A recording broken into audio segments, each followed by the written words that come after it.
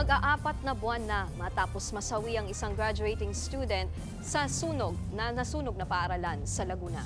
Sa Recognition Day, mga magulang niya ang nagmarcha para sa kanyang parangal bilang magna cum laude. Ang buong kwento sa report ni Dave Abuel. Mabait, makadiyos at mapagmahal na anak. Ganyan inilarawan ni Jocelyn at Butch Macalagay ang 22 anyos nilang anak na si Trisha. Nitong Marso lamang nang mamatay sa sunog si Trisha sa Laguna State Polytechnic University. Graduating student noon si Trisha at nakatakda sanang magmarcha ngayong Hunyo. Pangarap daw nitong maging doktor. Kasi ang bait-bait ni Trisha. Ang dami niyang gustong tulungan. Ang dami ang gusto pang marating. Gusto nga niya maging doktor, maging neurology. Para pagdating ng araw, makakatulong din siya. Sa kanilang bahay, katabi ng mga abo ni Trisha ang ilan sa mga natanggap niyang medalya at korona. Bukod daw kasi sa pagiging masigasig sa pag-aaral, sumasali rin sa pageants si Trisha. Nagtapos siya na salutatorian sa grade school at valedictorian naman noong high school. Kaya nitong college, hindi na nakapagtatakang may Latin honors din si Trisha. Sorpresa pa man din daw sana niya ito sa kanyang mga magulang. Yun nga lang, hindi na niya inabot ang Recognition Day nitong Biyernes. Tricia D.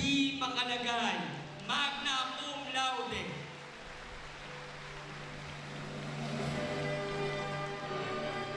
Hawak ang portrait ni Trisha, tanging mga magulang na lamang niya ang tumanggap ng diploma at medalya. Magna cum laude sa kursong BS Biology si Trisha. Sobrang panghihinaya. Tingin nakikita ang picture niya ngayon. Yun, parang wala nang aalalay sa akin kahit nung nagkakaproblema kami. Mahirap man daw, pero pinipilit nila Butch at Jocelyn na makabangon sa tila bangungot ng pagkawala ni Trisha. Nagkaroon ako ng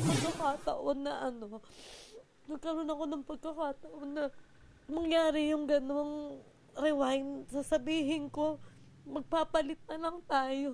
Ikaw na yung pipiliin kong mabuhay. Kasi mas kailangan ka pa ng madami. Maaga mang pumanaw, hindi naman daw malilimot ng mga nagmamahal kay Trisha ang mabuting puso, pati ang magagandang alaalang iniwan ni Trisha. Nagbabalita mula sa Frontline, Dave Abuel, News 5. Mga kapatid, Nikki de Guzman po.